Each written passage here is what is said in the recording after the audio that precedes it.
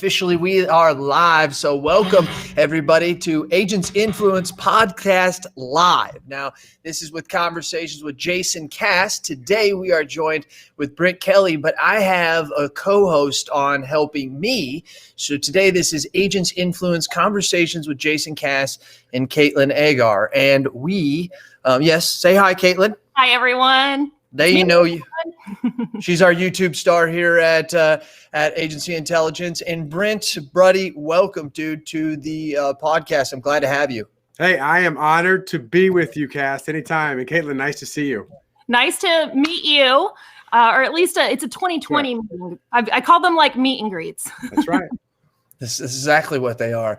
But we've been doing this long before COVID was here. But I want to remind everybody. So if you're listening in the recorded podcast, this is an Agents Influence podcast. That's what this is. It's just that we try to take some outside the box every once in a while and bring them live. And it's on here and it's on YouTube.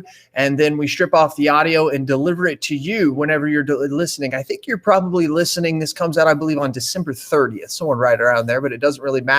We are going to light people up today. But why is it fun for it to be live? You got a little chat. Okay. We want to hear your questions. We want you to help drive the conversation. Okay. And that's why we do it in this. I mean, Brent says, he told me earlier, he said, Jason, there's nothing they can throw at me that I can't answer. That's a challenge. Wow. Hey. I kind of want to see who takes him up on that one. Whoa. No, all right. Thanks for setting me up, Cass. I'll do my best. Brent, what is your title there? I am the Vice President of the Sitkins Group. Vice President of Sitkins Group. Okay. Was going to put it there and I didn't know. And I was going to put Big Dog and then I realized Roger's still there. Yeah. So just the next big dog. Or how about you could just put like John Maxwell says, my name's John, I'm your friend. I'll say, hey, my name's Brent, I'm your friend today. How's that? That work? I like that. I like that. You've been my friend for a long time, but that's right. Somebody, I'm getting a little bit of feedback. Keep that in mind, but I don't know who it is. But anyways, whoever just did something, it seems like it's a little better. But anyways, here's the deal that I want to talk about, because I want to do exactly like we normally do. Are you an iPhone or a Droid user? I'm an iPhone user. All right, and this is like the third time you've been on, so you've answered this a lot, but we have so many new listeners. I want to make sure that they know. And let me ask you this. Do you love to win or do you hate to lose? This question has been bothering me for 3 years, Cass. Like I just don't know how to answer it right, but I was thinking about it. I'm going to answer with my heart. I love to win. They both are impactful, but I love to win. I have to agree. That's how it would be for me as well. And then the two things, man, luck and skill. Which one for you has brought you where you are and why? I'm gonna do the cop-out answer. Luck is met when preparation, opportunity, take action. So you got to be at the right place, the right time. But if you're not prepared, doesn't matter. Takes both. Doesn't. Every once in a while. The new question. A new question. So are you going to ask him the new question, the one that stumped me? Which one? About the movie? Yeah. Yeah, that comes at the end. Those are that's the personal session. Spoiler alert. No, yeah, exactly. And I love answer that. I have been getting some great responses on that, so I can't wait for it from you, Brent. Brent, dude, you were an agent at Clemens Insurance. They taught you the ropes. I mean, you'll probably tell some of these stories, or I'll pull them out of you. I mean, you were just like a lot of people out there trying to look for a profession. You found one. You're still trying to figure out what to do.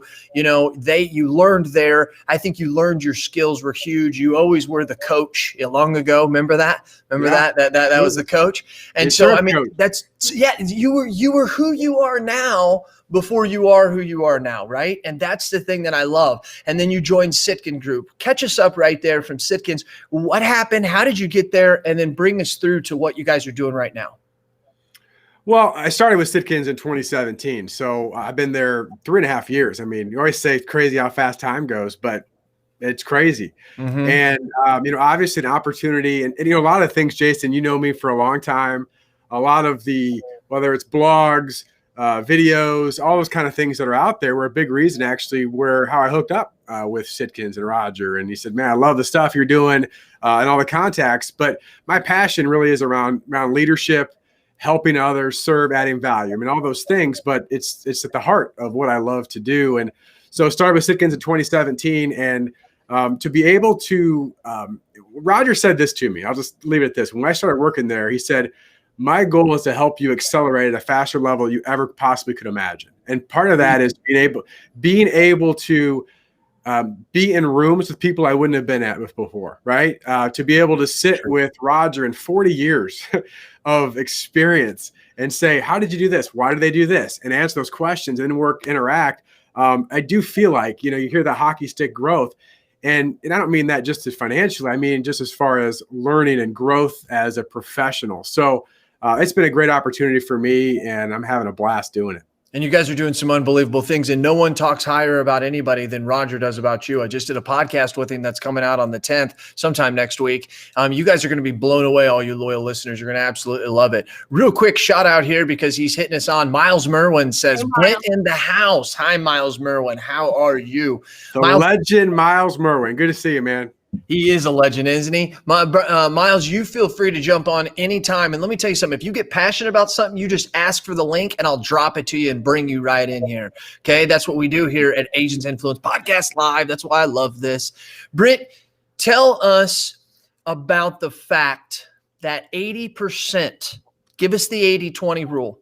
Lay it out. You can lay it out in so many facets of the insurance industry and your agency. Tell us about it. Dig deep there for a minute and blow people's minds about how they can look at their book differently.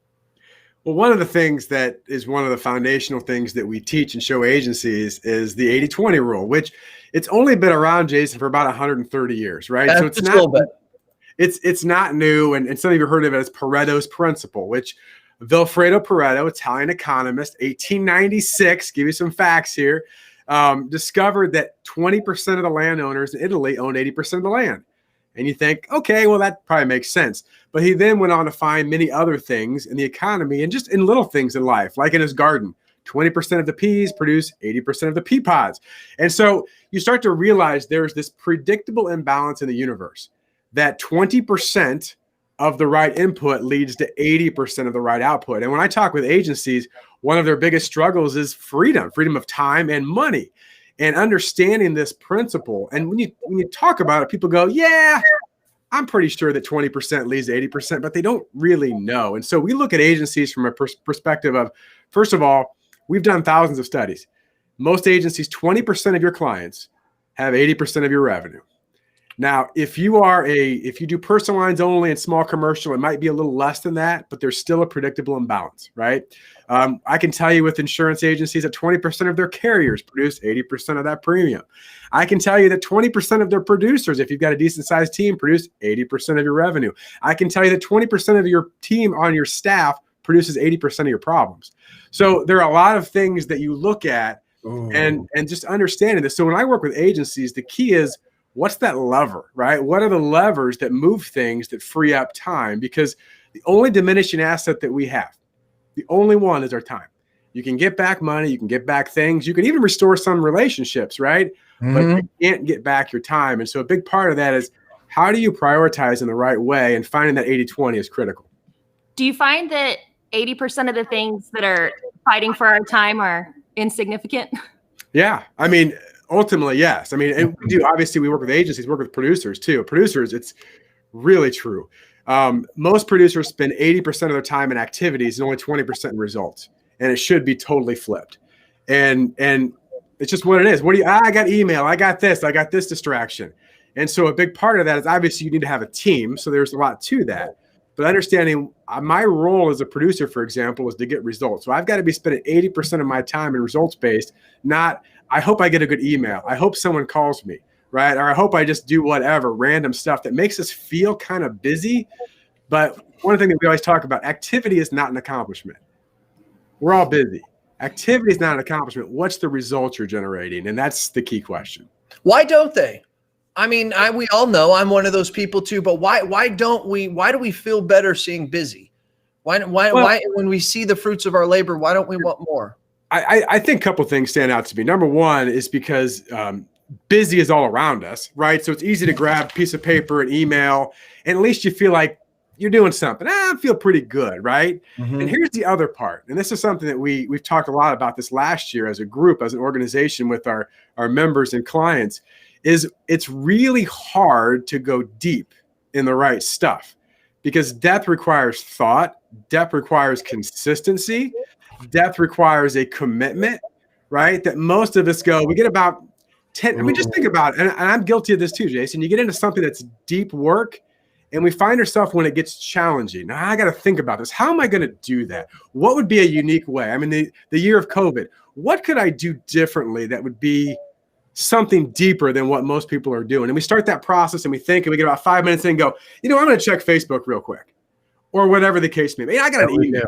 I see Miles wrote pings, dings, and rings. Yeah, we got pings, dings, and rings. And so it's we do that. And so I think that's a big part. Number one is that busy does, even though deep down we know we're not really getting the results that we want, we still can go, hey, I was busy today, And the other part is, again, when we go deeper into things, and we use DEEP as an acronym. If you talk to Roger, we have a lot of acronyms. You do. DEEP is another one we came with this year. DEEP stands for delivering excellence in every process. Are you willing to deliver excellence in every process, to go deep? What is this process? And instead of just skimming the surface, how are we willing to go deeper to get to the things that really matter? So I think we feel good, and the hard work is hard work. Caitlin, you got any questions on that? I know that's right in your wheelhouse. Oh yeah, you definitely have the wheels in my head turning. But with what you said most just now about like going deeper in the process, delivering excellence in every process, I think for us, one of those things that has been coming to the surface most often in this fourth quarter is this process proactive enough? So I might be talking about, okay, how are we going to handle new business client saves? And here are the steps we're going to take. But it goes back to what the sales conversation looked like. So I have to have a process that's typed out, but think about what it's rooted in and why it's even there to begin with. Like and go a little bit further back in the timeline to go deep enough. That's a great point. And we talk about too of, even looking at the idea of a renewal process, we don't talk about renewals at Sitkins. We talk about continuing relationships, and that starts at policy delivery. So what's our proactive approach or plan with this client from the minute they become a client? Now, one of the reasons why agencies don't do this goes back to 80-20, because if we treat every client identical and we have all this hysterical activity, there's no way you could do that. You don't have the time and capability. But when you say, listen, I know that this 20% produces 80% of my revenue, all clients deserve good service, but our 20% clients, they deserve over the top service. So we've got to figure out what is the plan. And by the way, we can ask questions like, what would an excellent process look like for you, right? To some of those and defining those. One of the questions that we ask oftentimes or teach is a continuation question. Could you imagine at the beginning of every good relationship, right, that you're having with a client or a new client, you would say, Jason or Caitlin, one of our goals is to be a member of your trusted advisor team and earn a long-term relationship.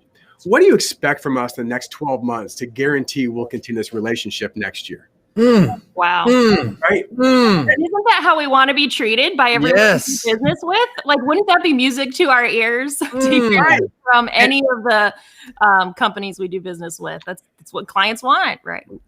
And so it does two things. It makes them feel good, and you have a clear idea of what we really need to do. In some cases, they'll say, well, I need you to do what you said you were going to do. Well, let's define that again. It's this, and this, right? Absolutely. And then could you imagine it? Let's say it's 6 months. You would come to your client and say, hey, I want to do a recap. Again, there's a lot of things you could be doing depending on the client. But if you said, you mentioned at the beginning this, for us to continue this relationship, you ask for X, Y, and Z. Do you remember that? And we actually have a copy of it because they won't remember because they're busy, right? That's right. Here's what it is. Here's what we've done in these areas. Are we doing a good job? Oh, you guys are doing great. I forgot about that. That's good stuff. Hey, here's going to be our strategy for your upcoming continuation. We've already talked to some of these markets, whatever. The idea is all of that is make the renewal a non-event. And you've done that by being proactive. It's like just a little bit of stuff proactive eliminates some of the chaos that we deal with, which, by the way, sucks our time and energy the last 60, 30, 14, 10 days before the renewal. Loyal listeners, did you hear that? Don't make the renewal an event. Come on, Brent. And then you're throwing out other crazy ass stuff like hysterical. What did you call that? Hysterical. That's another acronym. HAWG. HAWG. Hysterical activity on the way to the grave. And agencies are like going like crazy, right? Going, right? All these different stuff. And they're like hysterical activity. So we jokingly say, Don't be a hog, be a pig. Now, a pig is profitable income growth. That's what we want, or predictable income growth, whatever it is. So we have some fun. Don't be a hog, be a pig. Don't be a hog, be a pig. You guys had so many of these. Hey, Brent, and check this out. Caitlin, tell me about this. How does your advice differ from a small agencies to large agencies, Brent? Well, I'm going to give you something that's interesting. I personally coach agencies right now that range in revenue, not premium revenue, from $1.5 million to 30 million. So there's a wide gap, right, of that. Gotcha. Certainly there's differences in departments and structure and all that kind of stuff. But when you break it down to the basics, I don't care if you're 30 million, 3 million, 300,000. Some of the very basic things, which are, am I using my time wisely? We've talked about some of that. Do I understand the priority power? Am I being intentional with my pipelines, meaning it's not suspects or prospects, but future ideal clients that we're being proactive in defining, right? Do I really understand our points of differentiation? Which means not just we have good service and good people, but what does that mean? What do we really do? Like those things are the same in many cases of frustrations from 30 million to 3 million to 300,000. Now there may be more layers to it, more people involved, more money. But a lot of those things are very much the same. I can tell you, just by getting people to understand the value of their time and being more proactive with that, and then focus on the right clients versus every client, agencies can grow 25 to 30% just by that, even before we talk about processes and specific strategies. So that's true for any size of agency. And I don't know, Megan, if that answered your question. I mean, there's more to it than that. I get it. But overall, it's very true.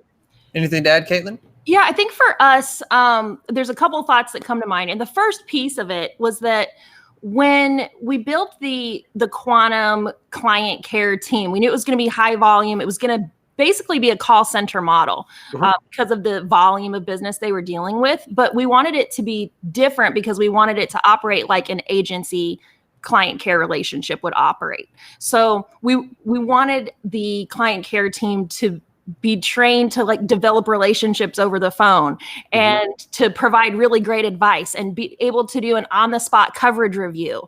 And so we wanted the clients to feel like they were calling the local agency and not feel like they were calling a call center. So I think in that sense, they can be the same. But the difference that we found that for us is still a difference is that in the small agency, they can call in and Val's gonna pick up the phone. They know who Val is, and then she'll connect it to Kate if it's Kate's department and it's something that Kate handles, but they know they're gonna get Val or Kate, right? Gotcha. When they call a call center, they're gonna get a different person every time. So what we found is that can be a challenge to the client relationship because we all do feel more comfortable if we know, oh, it's gonna be Val, and if Val, she'll get back to me, whatnot. So we have to overcome that by making sure that every single person answering the phone is so confident and comfortable that the client knows they reached the right person. Even if it's a new person, they have no doubt that they're speaking to the right person who can handle it, who's going to take care of them. So I think that clients are okay with calling and getting someone new as long as that person knows what they're doing and is friendly and personable and, oh, I'm so glad that you called today, Jill. Hey, I have your policy pulled up in front of me and here's what I can do for you. I think it helps to smooth out that kink that we've experienced on the. I like that. I like that a lot. And one thing to add here, we're going back to what you're talking about. Vonda Copeland throws out there, HAWG, HAWG. That was a good one. That was sticky, apparently. That's good. I think we need to start like a hashtag HAWG thread and see what kind of we can get going for that one. And our next Monday coaching meetings. I've got something that I want to talk to you about, but Josh Lipstone hopped in here with something really good here. How do you stop helping or working with the clients that are unprofitable? Basically, how do you fire them as a client for both personal and commercial lines? That might be the question of the podcast right there, because golly, we were just talking about this in my agency last week. Yeah. Brent, what say you? Well, there's a lot to that. Of course, it depends on the relationship, but I'm going to start with the front end, which sometimes gets missed because I see this sometimes too. When we talk about 80-20, I learned something early in my life when I was having some financial struggles, and the fact that the best way to get out of debt, you think about, well, the best way to get out of debt is lower your interest rate or consolidate or all these kind of things, right? The best way to get out of debt is to stop borrowing money. So what I would first say is this, okay?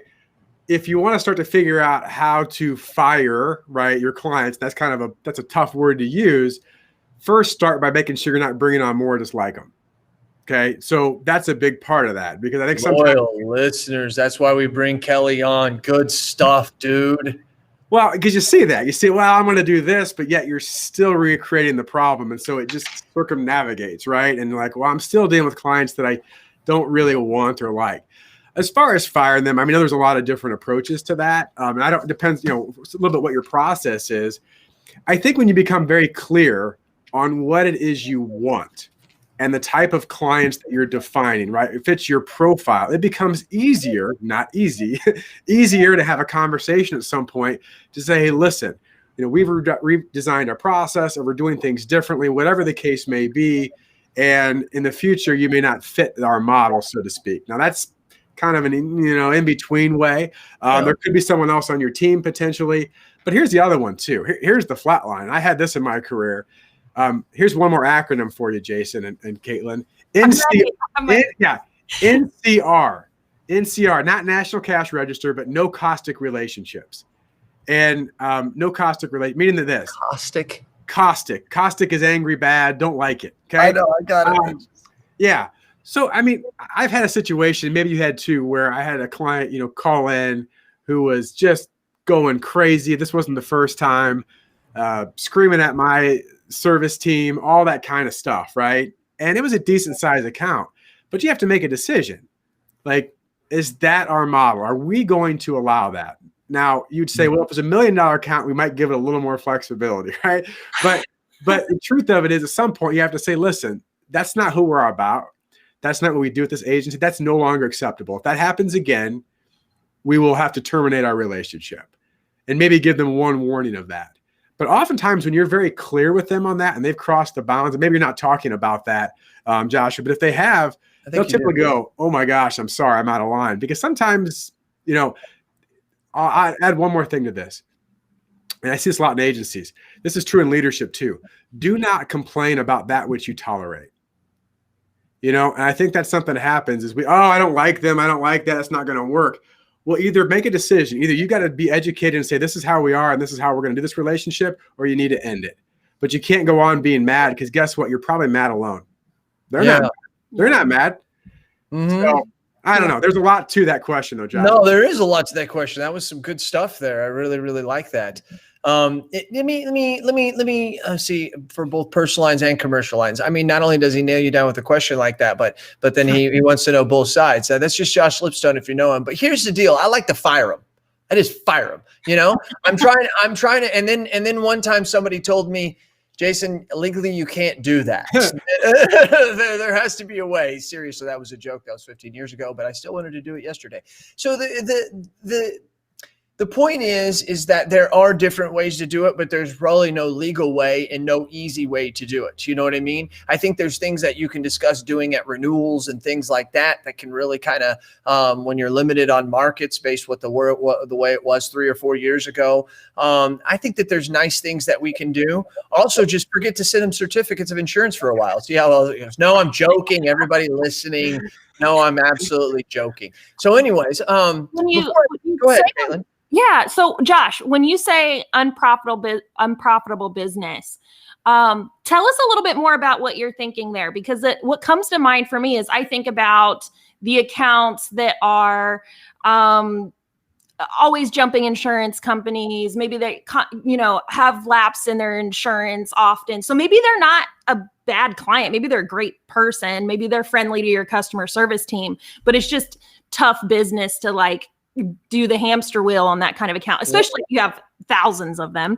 So, that's good. So what does unprofitable mean? I like that. I kind of want to pick y'all's brain on, so on the side of okay, what kind of business do we want to target and retain so that we're cultivating a book that's, within our goals? Where does the future preferred client fit into that? Because how can we identify someone who maybe they're not a preferred client today, maybe, not a homeowner yet, but maybe they're a future preferred client? What are some things we could look for so that we're not triaging out some of the good with the bad?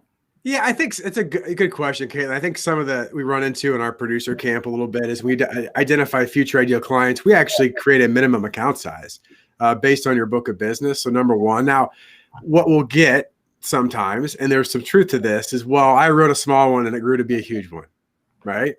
And there's truth to that. Yeah. Here's something I'll say though. All right, and if we're honest with ourselves, generally we make the exception the rule.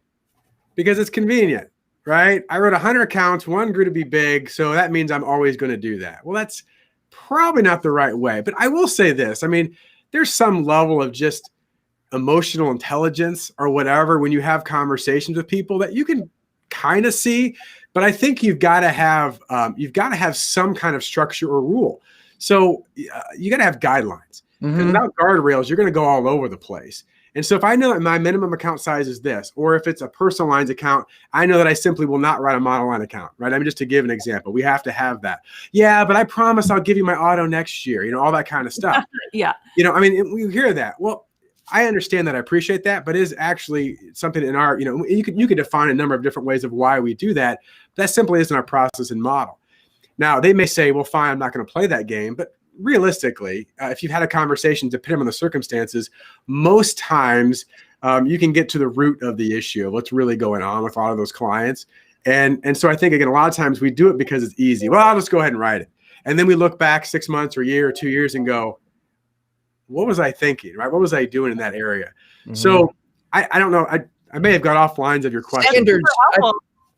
I think standards. Billy Williams, I hear talk about standards a lot, and he talks about just not like minimum limits and stuff like that, and just not those type of things. But standards is the way that we operate, as you're talking about. And he said it allows and it gives cover. This is not exactly what he says, but it's similar too. He said standards allow for easy training and allow for the staff to have easy cover in tough situations, right? It's, hey, this is not me. This is the way we run it at our agency, right? We've denied these people before, or this is the way that we've had to say no before. And I like that sometimes we don't realize that those standards actually provide protection. If I could add one more thing to that, Come on. I think I certainly, and this is, everybody's got different personality types. So certainly I talk to salespeople in general. They don't want rules or restrictions, right? That's not their nature. But I will tell you, and I'm raising my own hand here, when I have rules and just rules and some type of structure, it actually gives me more freedom than restriction. It's true. It does, because at some point I go, I don't have to worry about what about that, because I can make everything good in my mind. If you're a salesperson, everything is going to be okay, right? So if I say, that sounds good, but something ain't quite right, and here's our agency, and I hate the word, I wouldn't use the agency policy, but this is our model, or whatever the case may be, we simply can't do that. It makes it easier because we deal with decision fatigue every week. It makes it so clear what they're supposed to do next. Yeah, like make it easier for your team. Don't make it hard. I think to make it easier for our sales team, if we can help train their ears to hear what we hear when we're on a call with a client. I was just reviewing a call recording yesterday with the sales team. And this was a client who had been with their current company for 5 years, homeowner, retired, sweet lady, easy to talk to. And I'm thinking, oh my gosh, this is so closable. You can't lose this one. It's impossible not to close this deal, right? And I'm like, what a wonderful client. She wanted to talk coverages. She had at least 100, 300. And I'm not confident that every single salesperson is already there yet, right? That comes with experience. And once you've talked to thousands of customers, your ear is trained to know, is this someone that values the relationship with their trusted advisor, someone who values coverage and who wants to not have to worry about their insurance, and being able to pick up on those things. I think will help with Josh's question that's coming up. So Josh is saying this is more about his question, expanding on it. It's about clients who are service heavy but generate low revenue. And so it's really easy for our sales and service teams to pick up on that client, the client that's calling in multiple times a year because they had 15 towing incidents or can't, find their ID card all the time, or their premium went up $5. But we need to train their ears on the flip side of that as well, so that when that client comes aboard that's really the perfect fit for the agency, they're able to spot it and it doesn't go out of sight. I do love that. And I like what he's saying here. He's not basing it on some of the criteria. He's basing it on what you're saying. They're not providing enough revenue. We're changing the way our agency is moving or the type of client we're going after.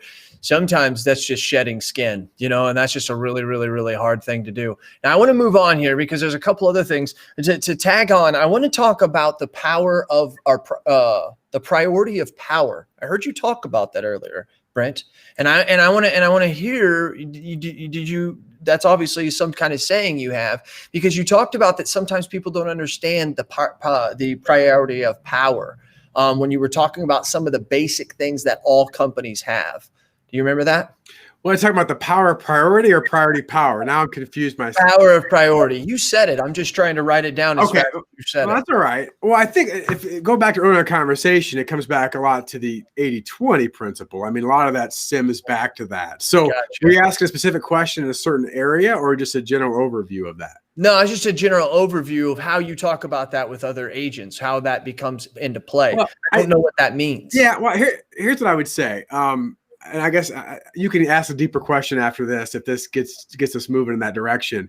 But when I start working with agencies and leaders, the biggest problem they have is not more stuff to do. It's more of the right stuff and less of the other stuff, right? It's not, hey, you need to do this and this and this. It's what you need to stop doing. And I think that's one of the things that when I say priority power is, I'm just a big believer in this. And this is the truth. When you say yes to something, you're automatically saying no to something else. True that. So if I say yes to, I could name a number of things depending on the situations, but if I say, let's use 80-20 for clients. If I say yes to the fact that every client, when they call in, they deserve the same level of service. That sounds great. Well, then you're saying no, that your best clients deserve some proactive service. That's what you're saying, because you can't do it. You can't do both. And so you've got to make a decision on that. What is my priority? So when I look at the power of priority, it's just saying, it's kind of going back to our earlier conversation just a few minutes ago. You've got to have some guardrails or some rules that are going to help you make the right decisions. And if you don't have those in place, you haven't talked about those, you haven't thought about them, you haven't decided how you were going to do that. I mean, to give you an example of this, the most simple thing I have with producers in many cases, they go, yeah, but what do I do when that person in my hometown who I know isn't really a good fit and they want to monoline this or monoline that, and I've kind of known them, and they say, hey, could you just help me? And they say, I end up always saying, all right, yeah, I got it. And I said the problem is you don't have a way to say no yet. You haven't thought about it. And if you haven't worked on that conversation, you're going to struggle, because at your heart, you do want to help people. Even if you know it's not probably the right thing for you or the agency, you'll go, and then all of a sudden 2 hours later, you're going, oh, I wish I wouldn't have done that. So, and again, not because we're a bad person, have a bad heart, but because you haven't thought about how you're going to say no. So I always look at those in priority power. You better know how to say no.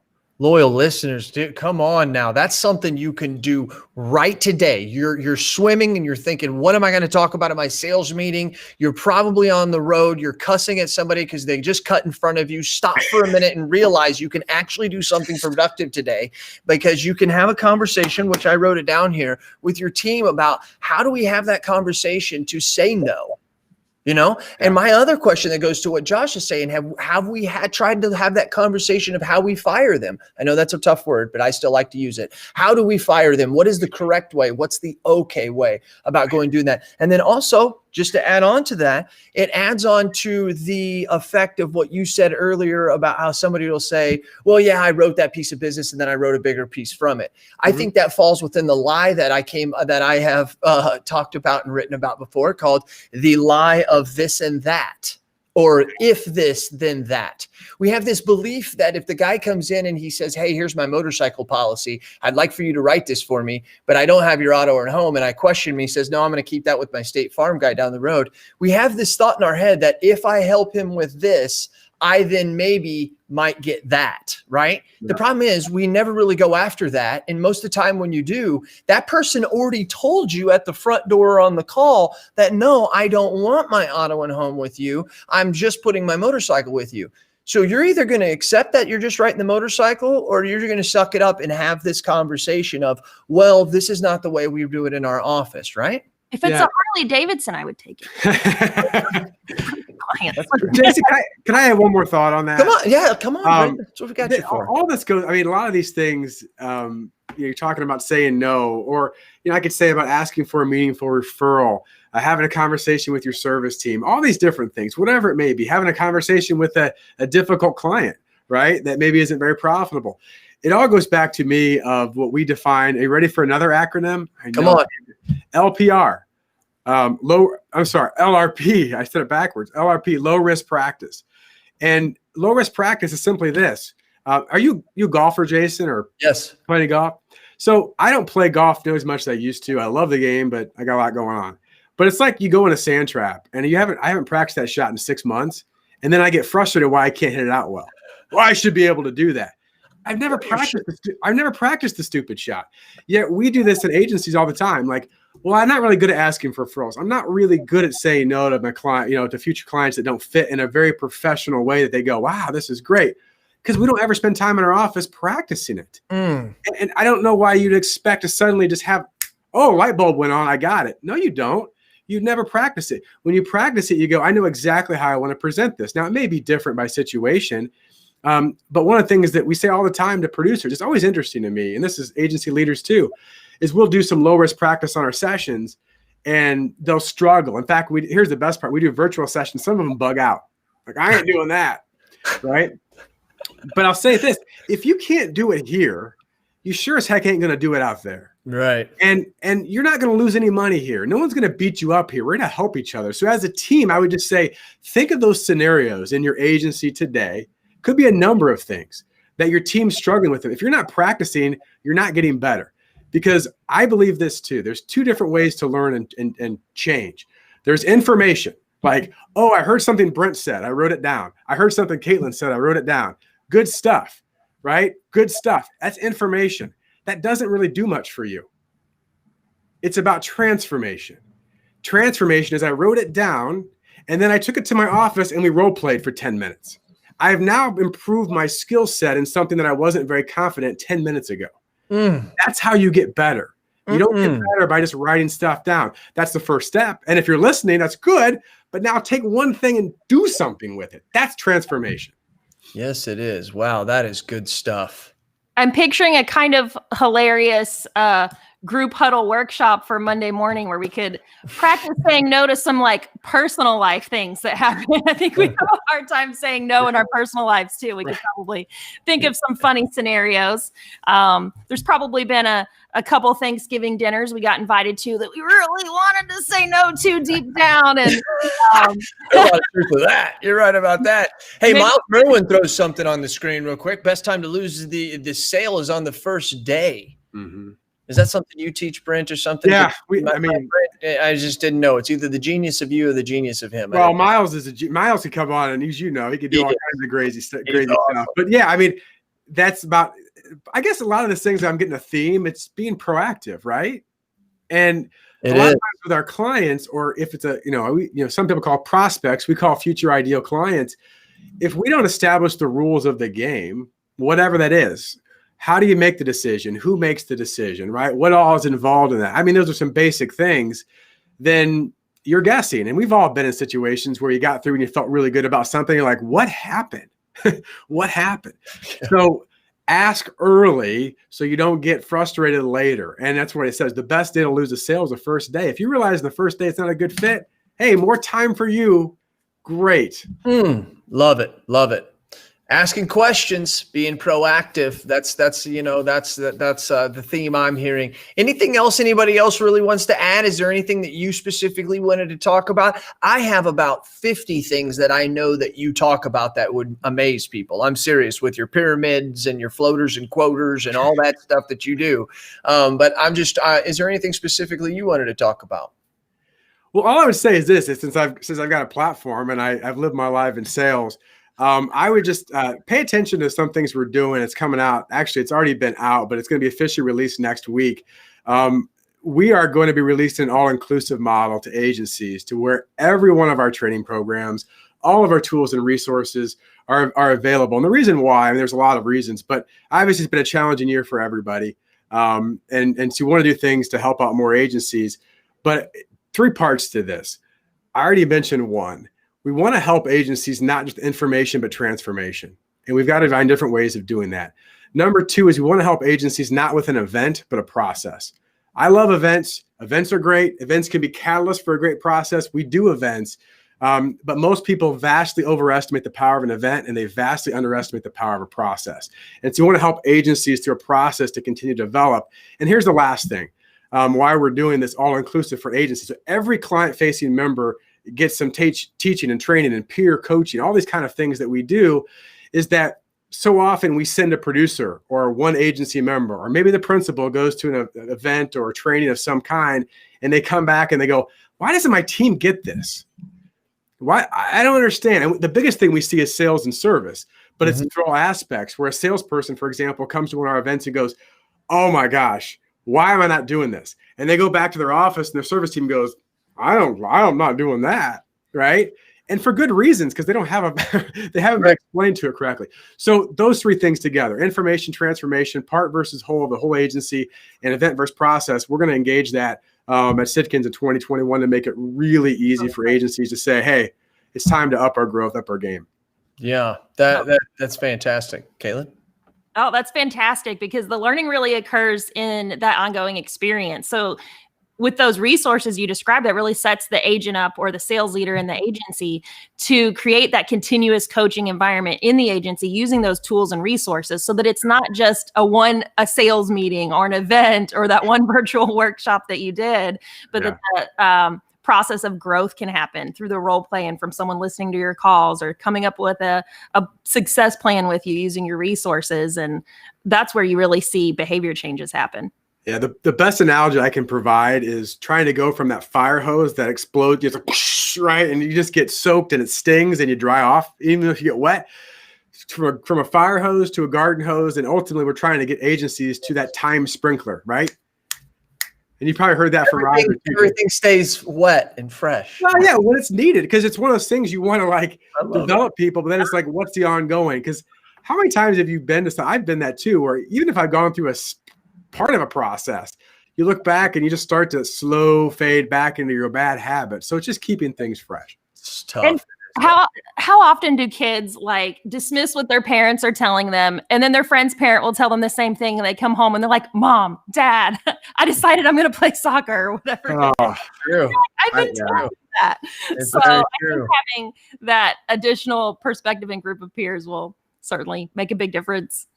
My son was a good baseball player, when he was younger, and then he just kind of flattened out. He then went to high school or junior high and got coached by their coach, and just blossomed it again, And it was something that I learned with my second son, is that I need to only coach them to my limitations. And I have limitations. I didn't even play high school baseball. You know what I mean? It's not like it's understanding that, though. The second one I learned from that, and was still involved as a coach, but I was usually more of the assistant, because I wanted to make sure that he was getting the best training that he could. I think there's a lot to be learned there. Brent, wrapping up and going to leaders are readers and readers are leaders. And I know you're a leader, so you must be a reader. What are you reading right now? Oh, there's a number of, I always ask that book, and I always have too many things going at once. I actually, you know what, I'm because it's right next to me. This is going to be kind of a surprise, but I've been reading this quite a bit, going through Expert Secrets by Russell Brunson, which is creating a mass movement of people that'll pay for your advice.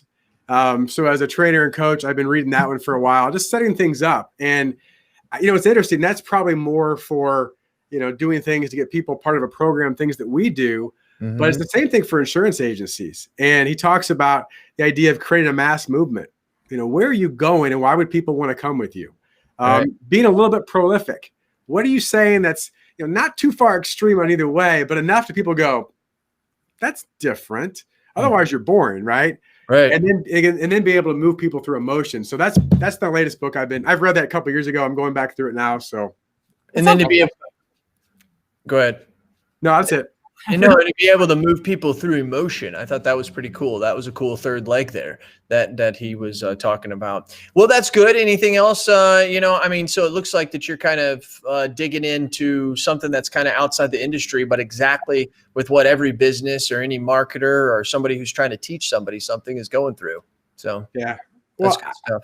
I'll say on books because I am an avid reader. I've read a lot of books. I've changed my philosophy a little bit now. I've kind of ebb and flow. I used to be how many books could I read in a year, right? Which is cool. And now it's like, what do I want to study this quarter? Like that's my thing. Like this fourth quarter, I want to study marketing and moving people to action. So I'm reading a number of books and podcasts. And buying some things. I bought a Tony Robbins thing. I want to learn as much as I can about that. And then next quarter, I'll probably move into something else. What a great idea.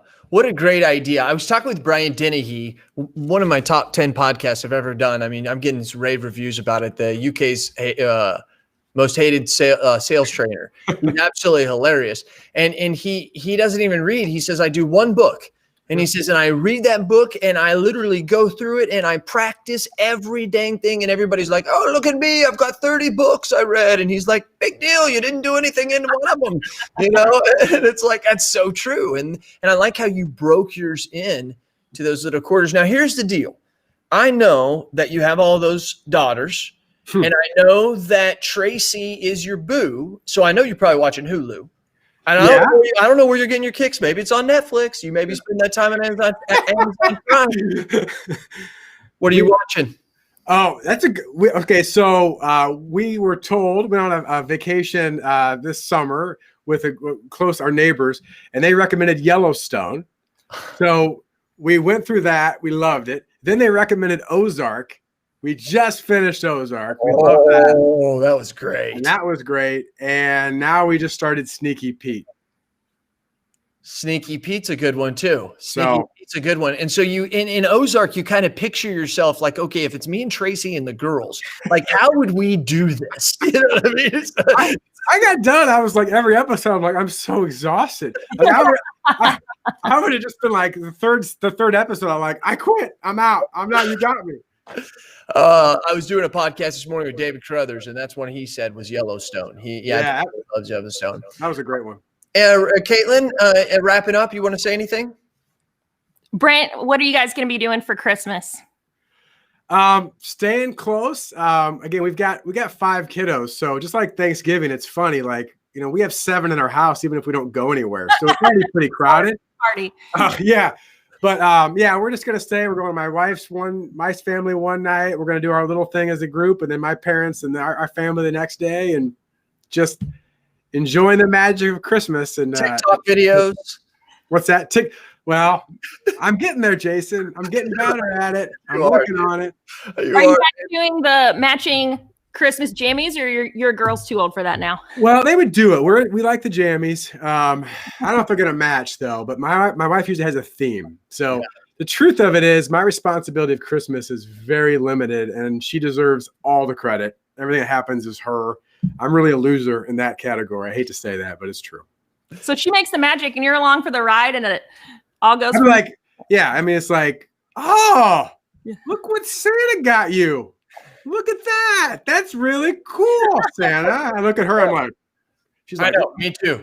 I know. Yeah. Now everyone right now is watching going, he is a terrible father. I know. No, he's not. I'm the same way. I'm excited when my kids open their presents because I don't know. I'm like, man, wonder what I don't have a clue. Wow. Yeah, so it's Christmas for everybody. Christmas for everybody. And even my wife, she buys her own presents. So I'm like, man, I wonder what I got my wife. No, I'm joking. Anyways, not joking. All right. But anyways, hey, thank you very much, Brent, for joining Caitlin and I. We really, really do appreciate it. We do appreciate everything that you do for this industry because you're just good. It was a long time ago, and it seems like a long time ago. It was only 10 years ago, 11 years ago, when it was me and you and Ryan Hanley. Right. We were talking and beating the blogs up and doing videos, and everybody's like, what are these guys doing? You know what I mean? And we said, hey, it's coming. You got to change with the flow. One of the things I heard from Roger so much about what you guys are doing is the way that you're investing in technology. Mm-hmm. When you listen, loyal listeners, to my podcast that comes out next week with Roger, you're going to find out that he had a dream to say, you know what, I'm going to have these clients and I'm going to go to Southwest Florida, and my job is to get those people to come to me rather than me go to them. And that wasn't a selfish thing. You got to hear the whole story of why that is that way. But now he's transforming it again and saying, as you said, with that thing that you guys have coming out, which I think you didn't do it justice, and I understand why, but that's a pretty electric thing that you guys have coming out, where for a very good cost, it's not like it's cheap, but for a very good cost that anybody can afford, you can get that training that you guys are giving out. Also, when I want to figure out with any of you guys who are still watching live, there is a agency 3X your agency's growth that Sitkins agency Sitkins is doing, and you can register for it. If you're a mastermind member, you're going to be getting the email, but it is on Wednesday, December 9th at 2 p.m. It's absolutely free. Sitkins never does anything for free because they're so highly paid. I'm joking. That's Cass saying that, not them. But Brent is shaking his head. All right. And so I want to encourage you to reach out to them. Where can they go to sitkins.com and find this to register? Yeah, just go to sitkins.com and you'll see on there to register. And as far as the new program that's out there, it's just sitkins.com/AIM. It's AIM. There you go. .com/AIM. And again, on the workshop, we're going to talk about some of the things that I mentioned today, and then also explain deeper of what we're doing. But I'll just leave it at this. As far as you mentioned the cost thing, I mean, here's where to me it's like a no-brainer. I just had a call this morning with an agency leader. He has 2 producers. He said, I really want to get me and my 2 producers into your next producer training. I hear great things and all that kind of stuff. And I said, wonderful. And I said, well, there's 2 options. You could register each person individually, which you're happy to do, and we'll get you through this whole program. It's $1,000 a piece, so it's $3,000. I said, it's worth every penny and more. You'll 10x it off of it. I said, or you could join our new AIM program where you get every single one of our training programs, right? All of them, our tools, our resources, ongoing monthly coaching as well as a peer group, and it's $495 a month. Which one do you want to do? And I mean, so that's what we're trying to do. And here's why, and I mean this with my heart, hopefully you feel this, is that if a producer goes to it, they're going to get so much information that they can use to transform, but they may get blocked because if the agency doesn't understand the difference it's going to make for their clients and their community, they don't understand some of the strategies. Same with the service team, it becomes this friction. And we want agencies to win. The bottom line is I want agencies to win. I'm a big, it's one of those things where it's easy for me to say, but it's easy, but because I believe in it. And that's the fact that when I see agencies transform and I see some of the results they get, all I want to go is, how can I tell more people about this? Mm-hmm. Because it's really cool. And I get I have the honor of being around someone who's been doing it for 40 years. You just talked to Roger. He knows his stuff. Our team knows our stuff, and we just want to help agencies. So how's that for a pitch? I believe in it. No, I believe it, and that's okay to do that. I wanted to purposely try to get you on here because I knew you guys had some stuff coming out at the end of the year. You wouldn't even tell me. I even called Roger. I was pranking him on his phone. I was acting like I was you. He knew every time. But remember, Wednesday, December 9th at 2 Eastern time, go to sitkins.com and you'll be able to find more about that. It's Roger and Brent that will be there. So once again, I want to thank everybody for taking your time to watch this. I know some of the listeners or the viewers have went down, so I wish I could have told them personally. But Vonda, Megan, it's been a long time. I haven't seen you in a while. Miles Merwin, Josh Lipstone, and anybody else who wanted to ask questions and maybe couldn't because they were driving down the road and that's illegal to do. I really do thank you for everything. Now, remember, I do what I do because I do it for you. Tell me your thoughts and tell me your ideas, and I'm going to tell the world what you have to say. This has been Cass. She's Agar, and that dude's